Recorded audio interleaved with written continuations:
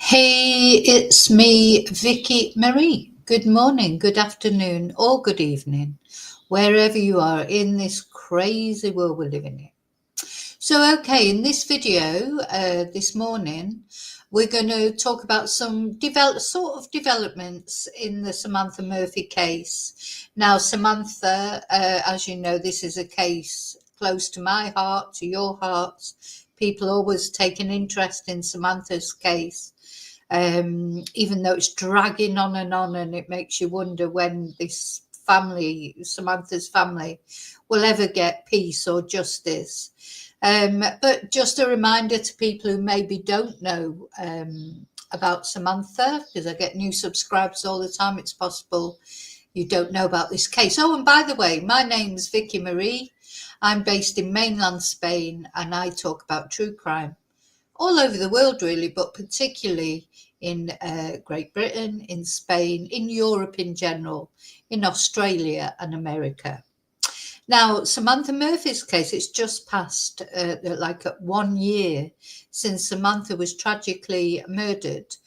She went for a run. She got up in the morning, apparently, decided to go for a run because she was training for a marathon. She's a mother of 3 children who lived in Ballarat in Australia. Literally got up, sorted her dog out.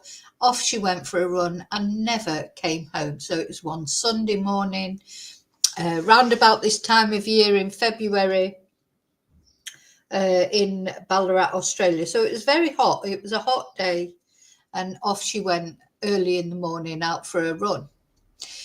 Now, someone has been arrested for her murder, but Samantha's remains have not been found.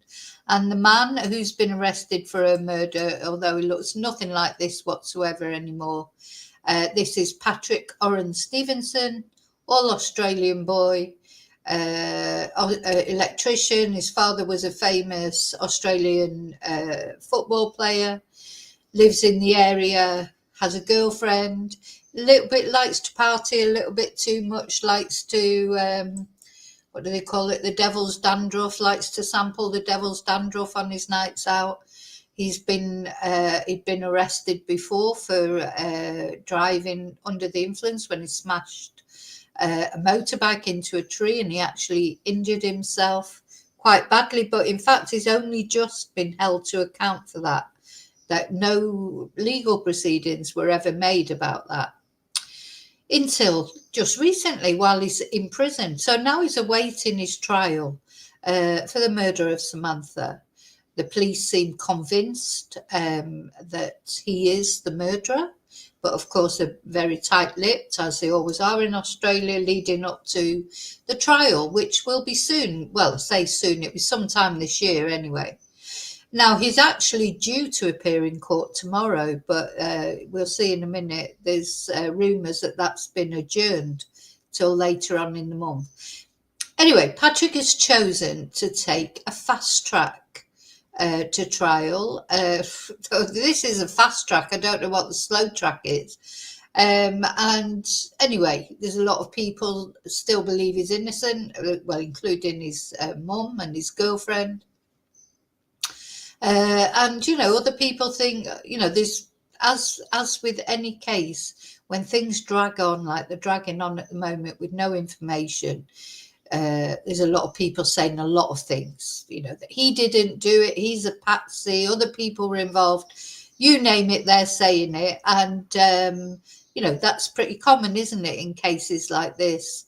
When things drag on, people will say, instead of waiting for official confirmation of things, they'll make things up. And that's basically what's happening in this that I'm going to tell you about today. Let me just say good morning to anyone who's up. Hi, Tracy. Hi, Angel. Thanks for being here. So, yeah. So what's happening? Well, the significant thing that has happened is that the man who's been in charge of Victoria Police, Shane Patton, we've seen him speak on many occasions in the early days when he was talking about this case, and then when he was talking about Patrick being arrested. He's resigned with immediate effect. And of course, this is already, I mean, this is quite breaking news. So I'm sort of bringing this news to you as I'm just hearing about it. Because it's so sudden and because Patrick's supposed to be in court tomorrow, well, you can imagine conspiracy theorists are all like, oh, this is to do with Patrick's court case tomorrow. Anyway, let's first of all just look at the fact that he resigns. Let's have a look at some information about it, which I've got somewhere. Let me see.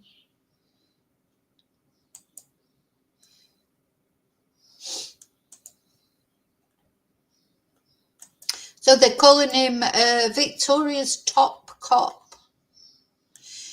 Victoria's top cop resigns effective immediately. So Victoria is set to recruit a new police boss after an embattled chief resigned days after a majority of his workforce declared no confidence in his leadership. So I just want to make it clear, this is why he's resigning, because there's been a vote of no confidence in his leadership. It's not because it's Patrick's court case tomorrow or whatever.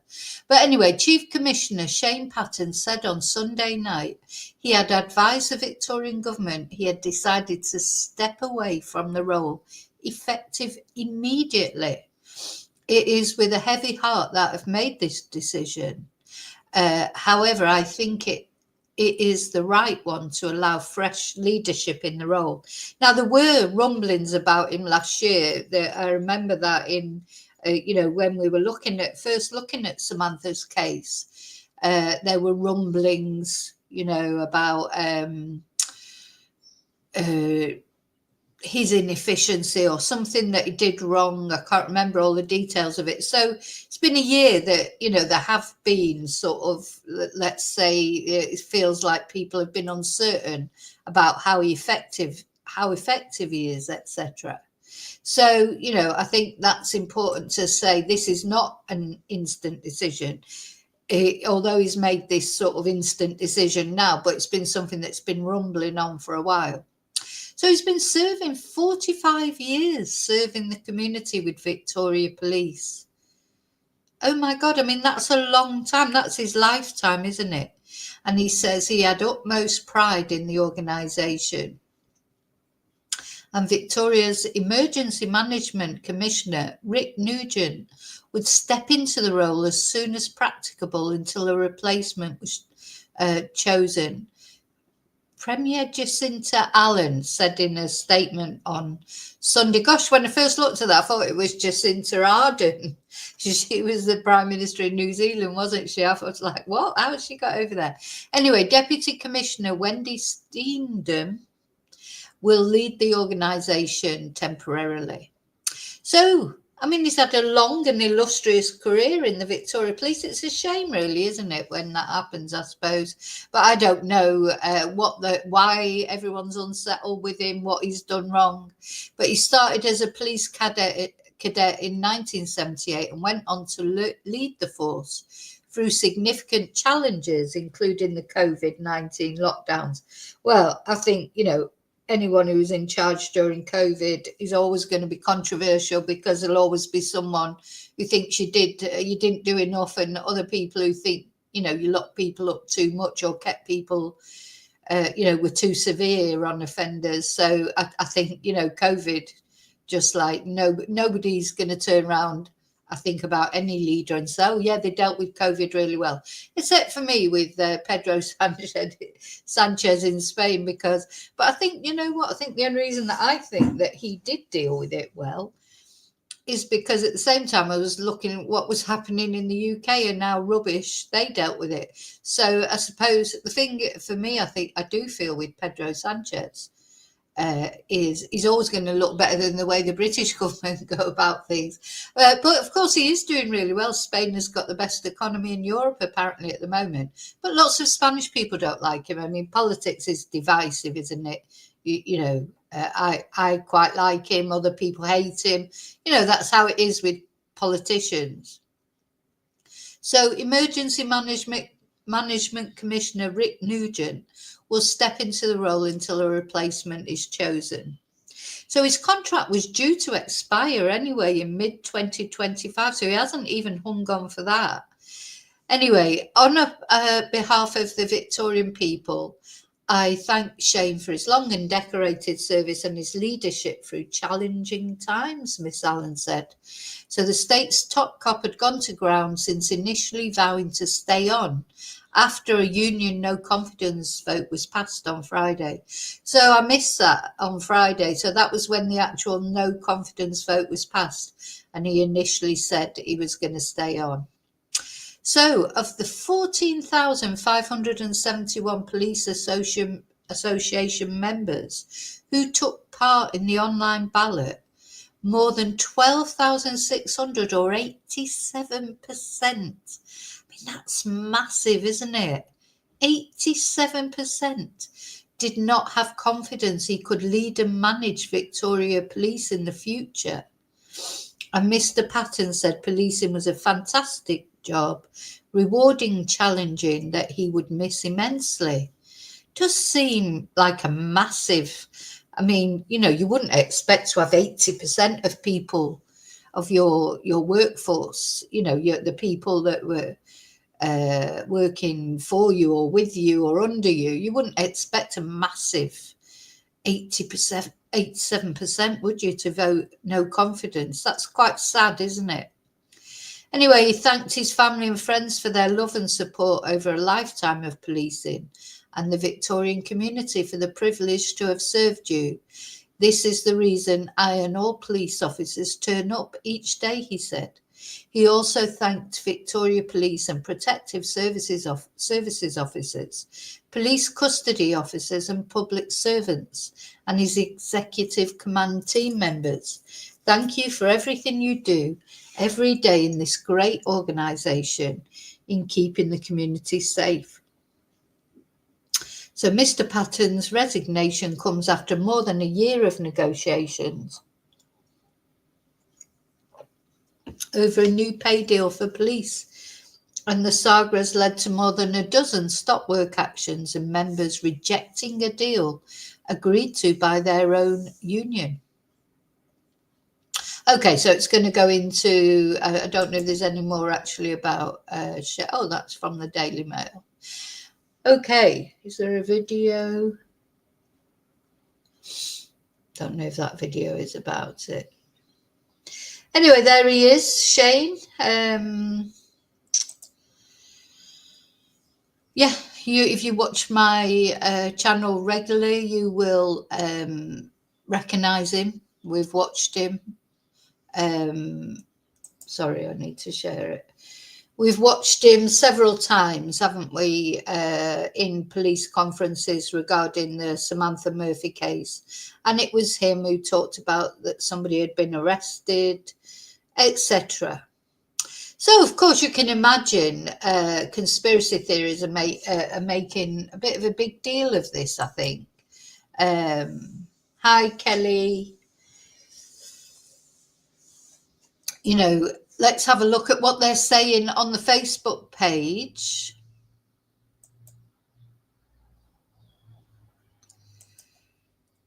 So somebody, let's see, going down the Facebook. So this is the Facebook page, Find Samantha Murphy. Now, it's a public group, so don't feel bad about reading people's things out and showing their name. If they don't want their name to be shown, they shouldn't be going on Facebook on a public page. So this person says, It's no coincidence that Victorian Police Chief Shane Patton resigned with immediate effect just a day before Patrick Stevenson returns to the court in this continuing debacle. So people, I think because it's going on so long, that's why, as I say, if there's no information for a long time, people will fill it with false information, misinformation, disinformation. And, at the end of the day, Patrick is innocent until he's proven guilty. And he may end up not being proven guilty. And that, to me, I just think, unless he is innocent, of course, how awful for Samantha's family to have spent all this time waiting for this court case, which they might say has gone for a quick. If this is a quick court case, what the hell is a slow one? Samantha's family still waiting for answers. They don't know where their loved one is. I don't think Patrick will say where she is unless he is eventually found guilty. Maybe he will then, to help for his sentence. But he's hoping, he's hoping that he won't be found guilty. So, and then he'll be able to walk free, isn't he? So there's no way he's going to say where Samantha is until he knows for certain his goose is cooked.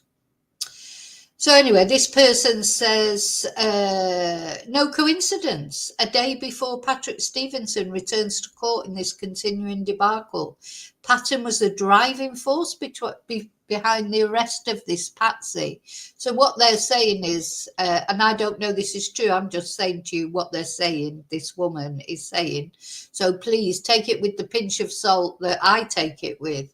But I think it's, I know she's not the only one who thinks that's important to say what different people are thinking. But he says, the woman says, he is getting out of Dodge before the whole charade completely crumbles and the total lack of any real evidence is exposed. Hundreds and thousands of hours of CCTV with nothing on them. Well, how do they know? How do they know there's nothing on them? They don't know. Described as an unprecedented amount of non-evidence by the defence, who had to call for, she's calling it non-evidence, not the defence, who had to call for a 12-week delay to watch it all so the police had more time to try to find some real evidence that has not fooled them. And they have called the police's bluff and elected to go straight to trial, knowing that the police have no case. Now, well, we'll find out if it's true or not when it finally does come to trial. I mean, I watched that hearing and it was the prosecution. What did she say there? The defence, by the defence.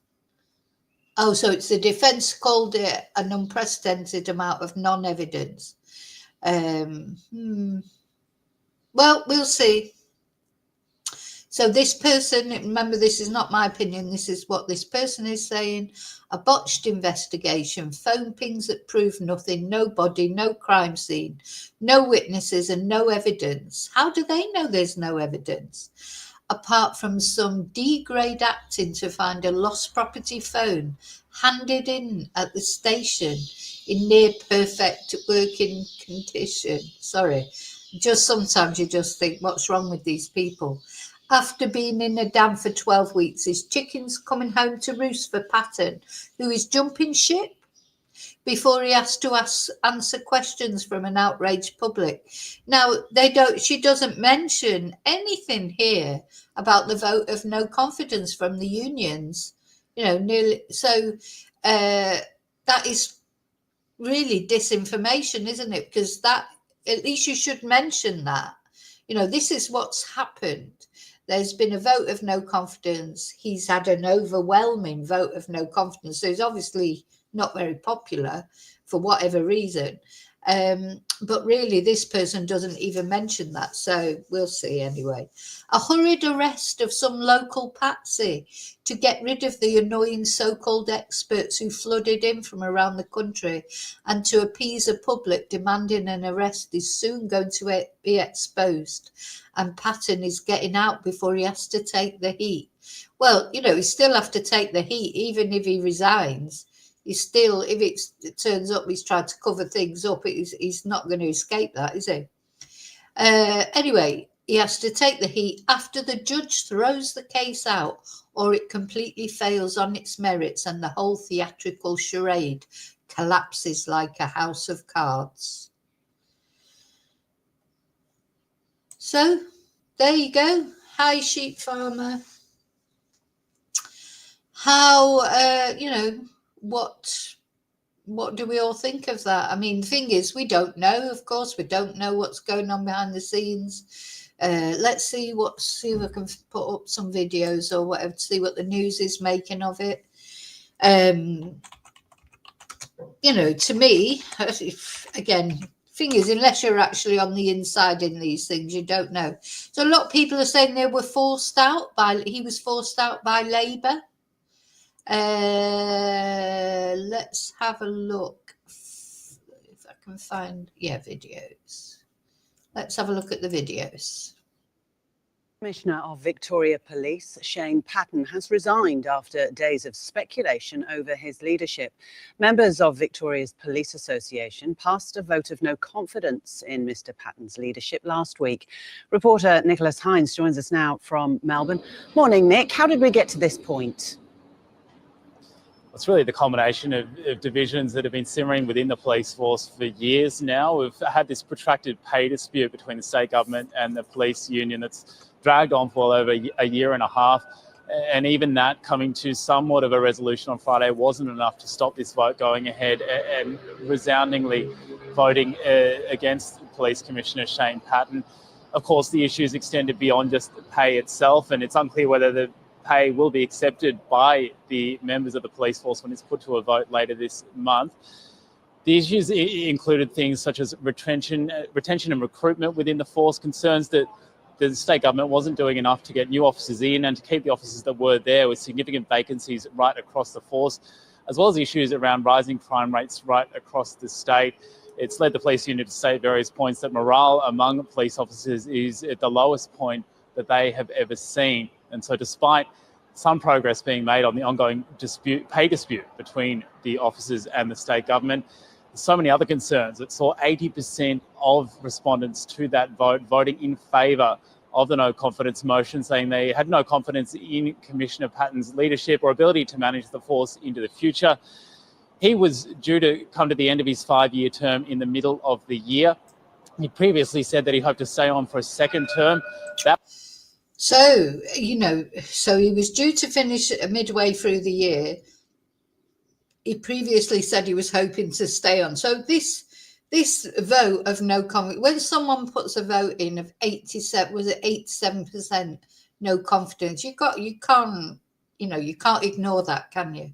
I mean, if it was, I don't know, even 60%, maybe you could sort of think, oh, well, it's not far off 50%. There's still 40% people who want me to stay. But I think once it goes into that higher figure, that's why he's resigned. So I'm not accepting what these fools on Facebook say about it being connected with the Samantha Murphy case. Do you know, people would just say any sort of rubbish. Having said that, I do wish, this would move forward more quickly, because there's going to be a lot more disinformation as a result. That went out the window over the weekend with the news of that no confidence vote, and by late yesterday we saw him resign entirely. He's not going to see out the end of the term. A resignation coming immediately, with Emergency Services Commissioner Rick Nugent to step in an interim capacity until a permanent replacement is selected. Nick, what's been the reaction? I mean, this news of the resignation came through at 10:30 last night. It's still very fresh. We're yet to hear from the government themselves beyond a statement from the Premier issued yesterday thanking Commissioner Shane Patton for his service over the past few decades as a police officer and past 5 years as the police commissioner. We have heard from the opposition. They've suggested that Commissioner Patton is just being used as a scapegoat for more systemic issues that lie at the feet of the state government. We're yet to hear from the police union themselves. Of course, they're the ones who've long been against Shane Patton in his role as commissioner, and they've said... Yeah, and I think, Kelly, it's important what you say. Thing is, in today's world, in all countries, apart from apparently Spain, which is supposed to be doing really well economically, though I still, they say that. I mean, the Spanish government has been very good in trying to reduce the pressure on people of the cost of living crisis. But I have to, the prices are still going up.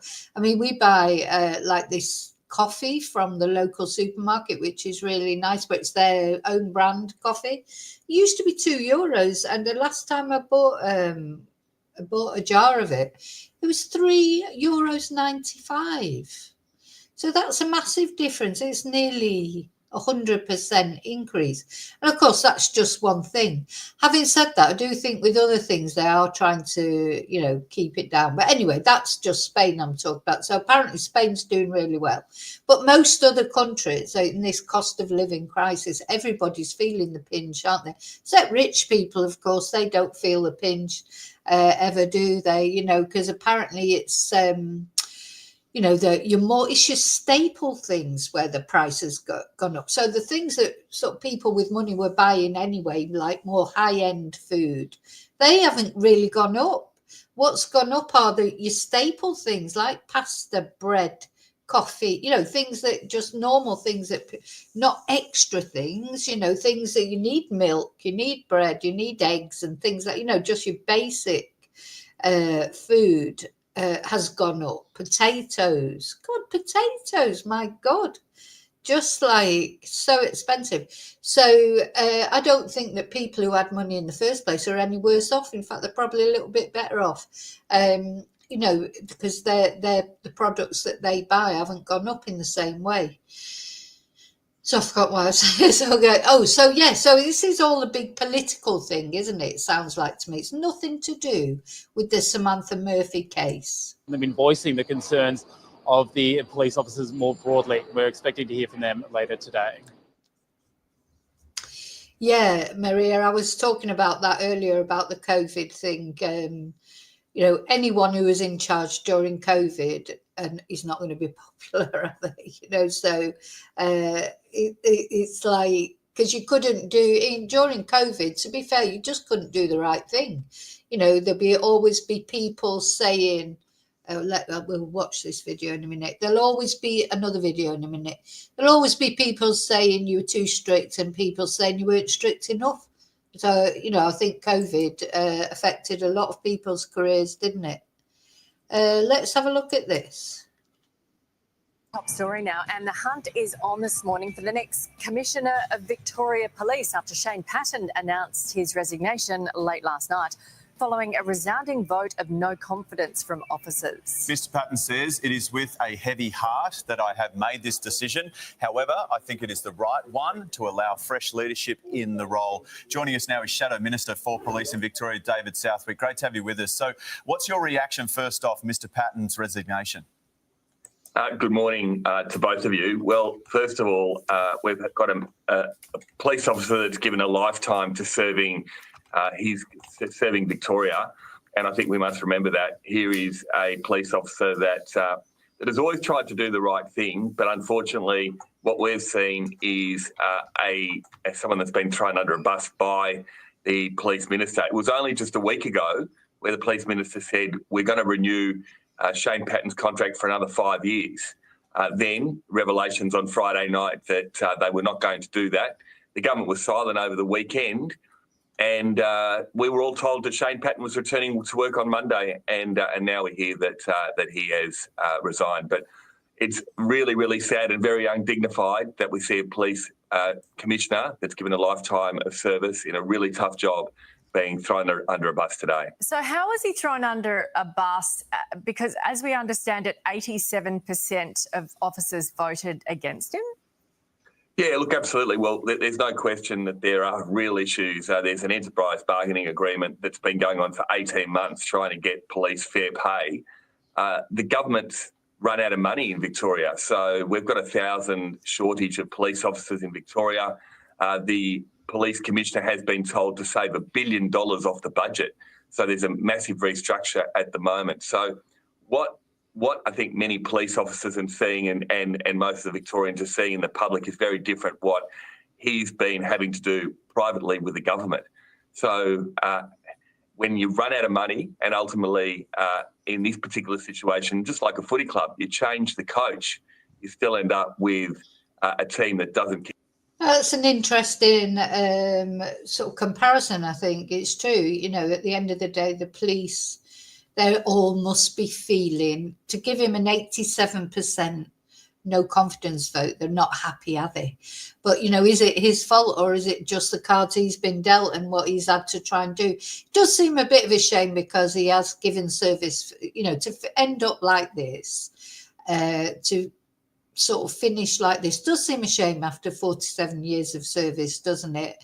You know, I'm sure he's tried his best. I don't know, but you know, I just don't know enough details to say that. But it does seem a shame after such a long service to finish like this. It would have been much better if he would have got to the end of his contract this year and just, you know, retired or whatever gracefully, rather than to be pushed out like this. And he'll always be remembered as the person who got an 87% no confidence vote. Now, is it his fault, really? You know, if he's the police is underfunded, is it his fault? But anyway, so we're going to just to finish off now, I just want to show, this is where most of us would probably know Shane for. This is the day that Shane announced that somebody had been charged in relation with the murder of Samantha Murphy. So let's just watch that to finish off to remind us. So apparently Patrick Stevenson, he was supposed to be in court tomorrow, Tuesday, and I was hoping to sort of try and find a link for it. Anyway, apparently it might have been adjourned, but I'm going to try and find out. If I can't find a link to actually watch it at the time that it's happening, you know, I will obviously report on it afterwards. But it's only a motions hearing, or, you know, I don't really understand the Australian system, but it's not the trial, but it's like some sort of motions hearing. But anyway, any information, of course, I'll give you. But just let's go back almost a year in time now, and this is Shane announcing that somebody had been charged. An update on the disappearance of Samantha Murphy, who went missing on the 4th of February, and the developments that have came today. Detectives from the Missing Persons Squad yesterday morning at 6 a.m. arrested a 22-year-old Scottsburn man. They arrested him at his home address and took him into custody. The man was interviewed over a number of hours. A number of search warrants have been executed. As a result of those investigations, he has today been charged with the murder of Samantha. We will be alleging that murder occurred at Mount Clare on the day she disappeared. In the interview with the suspect, he has not disclosed to police where Samantha's body is. And he still I want to be hasn't. very clear. I'm limited in what I can say, given that there has now been a charge of murder laid. The suspect, as I say, has been charged, and he'll be appearing before Ballarat Magistrates Court. As I came into the press conference, he was very close to being fronted before the magistrate. Samantha's family has been advised of this tragic news this afternoon by detectives from the Missing Persons Squad, and obviously this is a tragic outcome, knowing that she has been murdered. Our thoughts and support are with her family. And I do just want to say something about the family. Since the outset in these cases, it's often that the family come under scrutiny. They were under intense scrutiny at the outset, and we, Victoria Police, said everyone should keep an open mind and let us go about our business. They have been cooperative with us. They have provided everything we needed, and they have had no involvement whatsoever in this matter. I want to thank all members of the public and Ballarat surrounding communities. They've been fantastic in the way they've assisted the volunteers, particularly members of the SES, the CFA. They've helped in the line searches, in continuing searches, but also in the information that has been provided. I know that Samantha's disappearance has had a profound impact on the Ballarat community. Some cases, some disappearances, some murders bring out outpourings of grief. And we've seen that here. So thank you to the community and all those involved, all those who provided assistance in all of those areas.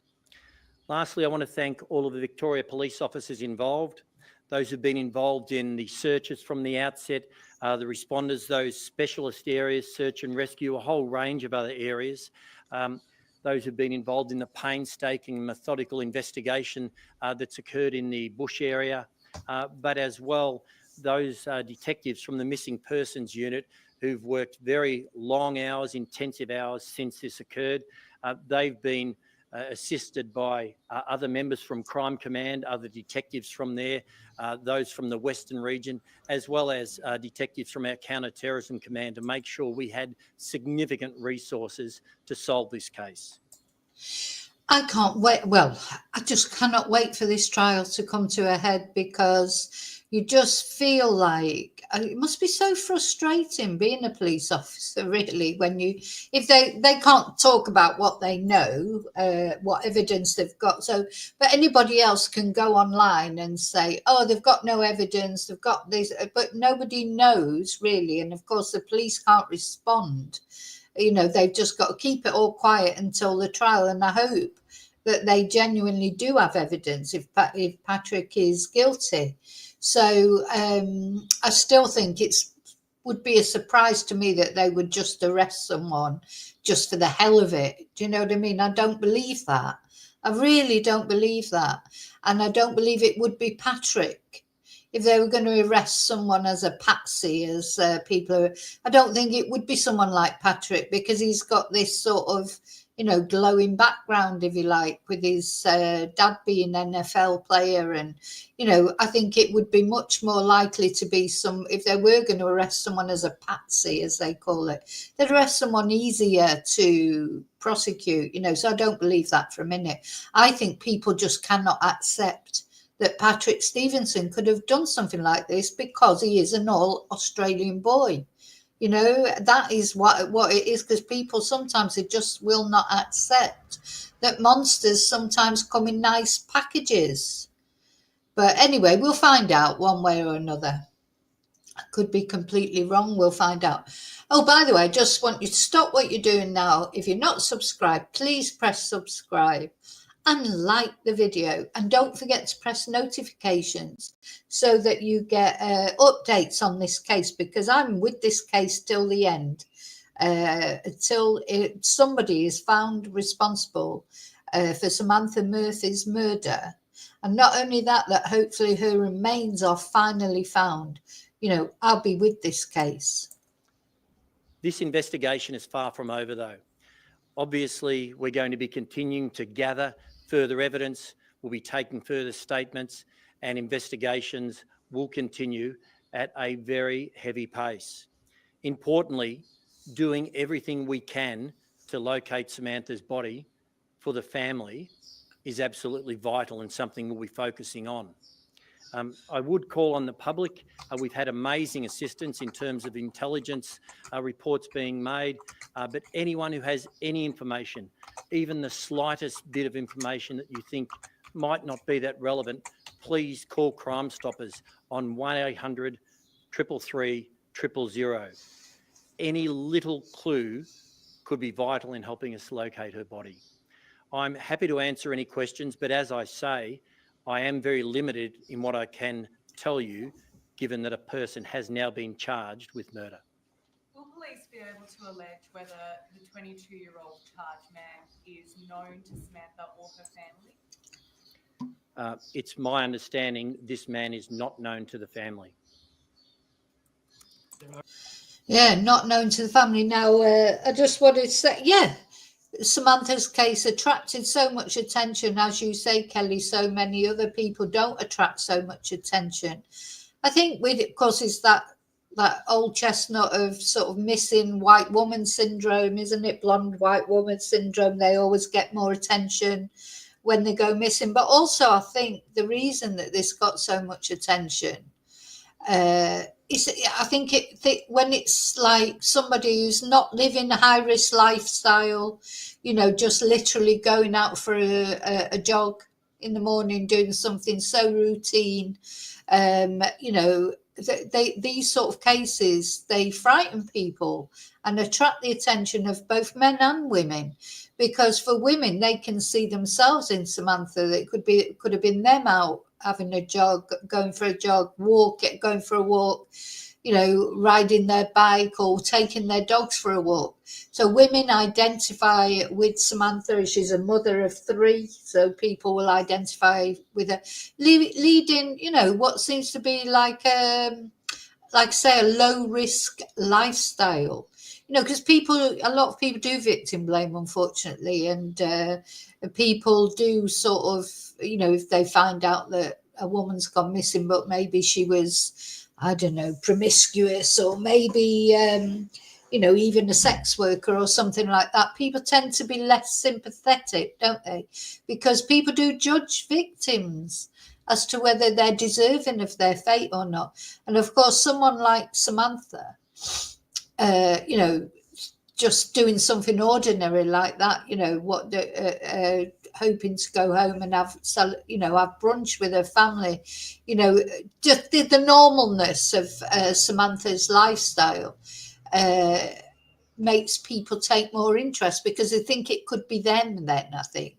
And like for men, it could be their wife, their sister, their daughter, etc. So, you know, a lot of people took this interest in Samantha, I think, because of the normality of her lifestyle and the fact that it was shocking to think somebody could be just doing something as normal as going for a run and just never come home.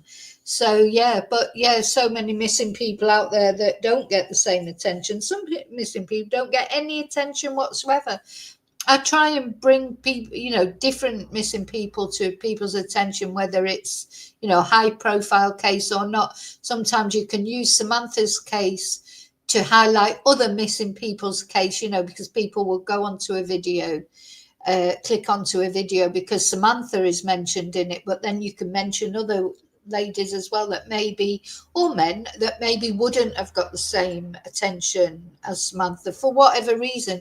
Unfortunately, that's just the way it is. Again, you know, we can try our best to change it in our little way by taking but you know, sometimes you just have to deal with life as it is, don't you?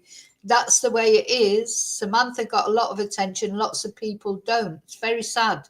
My reports that you're searching Lal for her remains. Is that true? I'm not going to go into operational detail as to where we're searching for remains. The search has been ongoing for a period of time and it continues whenever we get additional information. But we're calling on members of the public to help us, because that's our primary role now, to try and get Samantha back for her family. Is he cooperating with police, the man accused? It's not for me to comment on whether the suspect has cooperated with police or not. I will simply say that he has been charged with murder and he has not disclosed where her body is. Do police believe that he worked on his own, or are you looking for other people as well? We're not looking for anyone else. It's not alleged at this stage that there's any accomplice. Murder is premeditated. Will police allege whether this was planned or it was an accident? He has been charged with murder, so by its definition, we're saying this was a deliberate attack on Samantha. I'm not going to go into the details, motive, or any of those further details in regards to what has or hasn't happened when she has been killed. I will simply say he has been charged with murder, which by its definition means it was an intentional act. How did police find this man? Was it the mobile phone data? Was it a tip from the public? He's been located through a range of investigative outcomes that have came together. As you would be aware, we've been clear, we've been pinging phones, we've been following up on investigation reports from members of the public, we've done ground searches, we have done door knocks, so it's a whole range of information coming together. I'm not going to identify what has specifically led us to this man, other than to say it has resulted as came about from painstaking detective work with great assistance from the public. How do you believe how do you believe Samantha died, if that's the assumption being made? I'm not going to go into the details of how Samantha died. I'm simply going to say she was murdered on the day of her disappearance by this male. Are police also looking for a weapon as well? We continue to look for evidence in respect to the murder. Was the accused known to police previously? I'm not going to go into whether the accused is known to police or not. Why wasn't the arrest disclosed until today, when I believe it was 6 a.m.?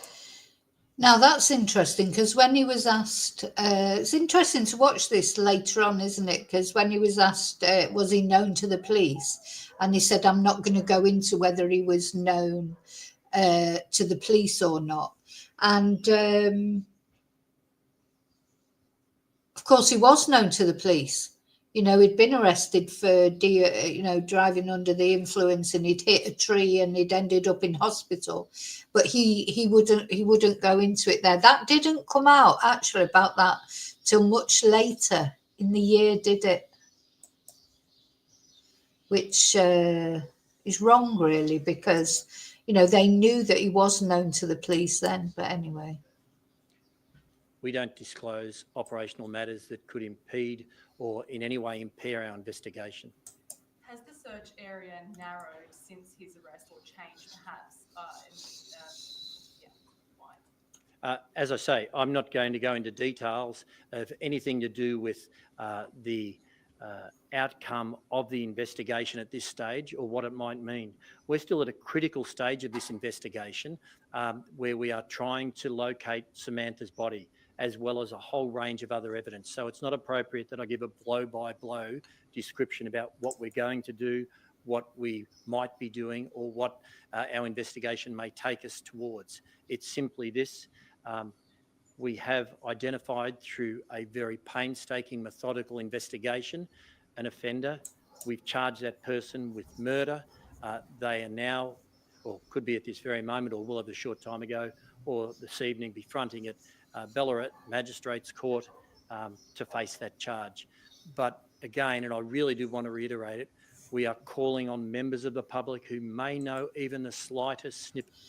And do you remember right at the beginning, didn't release his name, and then of course he got named anyway on social media. I think the police have got to get around this with social media. They can't pretend social media doesn't exist. They've got to either work with it, or they've got to, when they tried to withhold Patrick's name, but of course his name was, public knowledge or outside of Australia.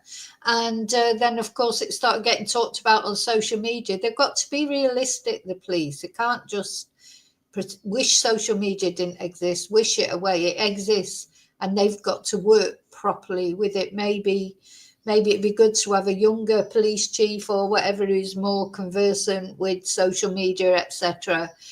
Maybe it'll end up being a good thing that he's stepping down. But to me, it just seems a shame that after all his years of service, he's got to step down. He's got to step down, in this way. Not that he's stepping down. Maybe it's the best thing, but it just seems a shame that he couldn't just go to the end of his contract. Bit of information, please contact Crime Stoppers. Are you able to say when Samantha's family was told about the arrest and how they received the news? Samantha's family was told about the arrest last night, and they were told this afternoon about the charging of the male. I won't go into how they've received the news. Obviously, though, anyone being told a loved one has been murdered, it's tragic. So it was the day that she went missing that you believe she was killed? We're alleging she was murdered at Mount Clare on the day of her disappearance, the 4th. I understand you're not able to give too much detail, but is there a physical search currently happening today for her body? I'm not going to go into any details about what the investigation is doing at the moment. Will police be alleging that this was a hit run? No. Where were the search warrants you mentioned before that have been executed in the last day since the arrest? Where were they executed? We executed a number of search warrants yesterday at some residential addresses in that area of the vicinity of where the male lives in Scottsburn. Can you disclose, say, how many homes? No, I'm not going into that. Was a car allegedly involved at all? I'm not going to go into any further detail other than to say this was we are alleging a deliberate attack which has caused the death of Samantha. You've said that. So, a deliberate attack which has caused the death of Samantha. So, you know, quite often we sort of speculate that maybe it might have been an accident. But no, he's saying a deliberate attack that caused the death of Samantha. Anyway, I'm going to stop there because I've got to go. I've got some Spanish classes coming up. But I just wanted to share this news with you that Shane Patton, he has resigned with immediate effect. But as we've seen, it's nothing to do with the Samantha Murphy case. The reason is resigned, although already conspiracy theories are circulating around social media that he's resigned because Patrick's due up in court and everything's going to unravel and he's tried to cover everything up. I just wanted to show you that that is not the case. Shane has resigned because he had there was a vote of confidence, which resulted not in his favour, and not only not in his favour, but 87% not in his favour. So it's massive. So, you know, really, I suppose you could say, did he have any choice but to resign? Oh, thank you. Somebody's bought me a Ko-fi. Thank you so much. I have to go into Ko-fi and see who it is, but thank you. That's very much appreciated. Don't know why it comes up as someone. Maria, thank you so much, Maria. Thank you.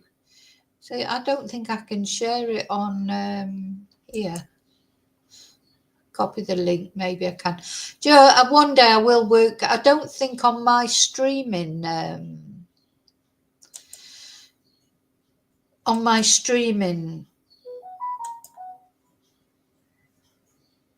Unfortunately, on my streaming thing, it doesn't. I can't do that thing where it shows up, or maybe it's just me. I don't know how to do it. But thank you so much, Maria. I really appreciate that. But you know, I'll be staying with this case. We all care about Samantha, and you know, this has been a year. It's frustrating for us. Never mind a family.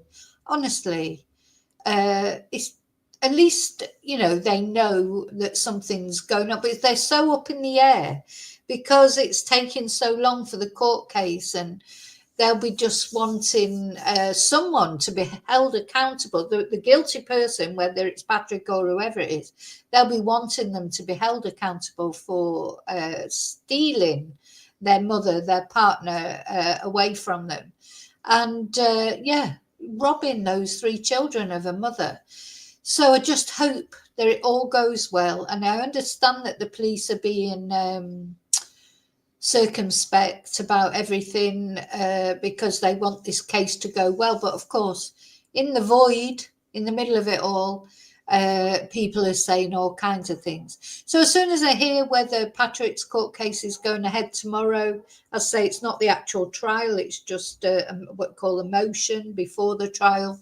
Don't know if we'll get any more each time. You know, we hope we're going to get a little bit more information, but there is no more information. So as I say, it's frustrating for us who are invested in Samantha's case. God knows how it is for her family. So my love goes out to her family. Oh, bless Maria. Thank you so much. So I'm going to light a candle for Samantha and her family to finish off, and then I've got to go and teach some Spanish. See if the wick, I don't know if the wick's working on this candle. Oh. Right, that one won't light, so let's try the other one. Yeah. So yeah, for Samantha, for Mick, for the children, let's hope that by the end of this year, this case is resolved one way or another. And prayers for them. Love going out, and prayers for all you Thank you so much for watching and being subscribers, being members, etc. Sending Ko-fis, super stickers, all the lovely things you do to support my channel. I really appreciate it. Gosh, I'm setting fire to the house here. There you go. That's it. Have a good day or a good afternoon or a good evening. I'll be back really soon with the next video. What else did I want to say? Yeah. And until I see you again, may your God go with you. Bye. Thank you.